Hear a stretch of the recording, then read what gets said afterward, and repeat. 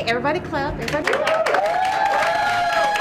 It was cause for celebration last December when respiratory therapist Tina Schubert got Wisconsin's first COVID vaccination, and people across the state anxiously awaited as the first doses arrived in their communities. Early on, when vaccines were gold, we held on to every drop in every vial. But 9 months later, things have changed. More than 3 million Wisconsinites are fully vaccinated, but 1/3 of all eligible adults have yet to get their shot.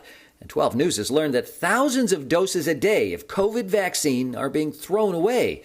The Wisconsin Department of Health Services tells 12 News that in just one recent week, from August 29th to September 4th, 14,308 doses of COVID-19 vaccine were wasted in Wisconsin, an average of more than 2,000 discarded doses per day. The challenge is once you puncture the vial, that's when the clock starts ticking. Hayat Pharmacy owner Hashim Zabak says the problems are the expiration dates on the vials, the short shelf life of the vaccine once it's opened. And at the end of the day, we have a partial vial, and that's what gets wasted, unfortunately. And the drastic decline in people demanding the shot. Supply and demand. The demand was so high at the beginning, the supply was low, and now it's the opposite.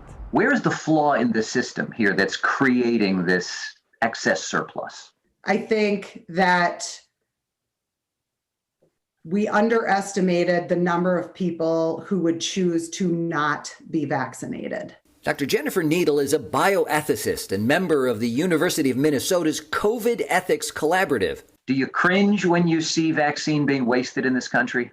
I cringe more about the cause of the waste than I do about the waste itself. Knowing there are millions of people out there who aren't vaccinated and us wasting a dose here, a dose there, certainly it's incredibly frustrating. There's also a cost. The government buys the vaccine at $15 to $19 a dose. Wasted doses equals wasted dollars.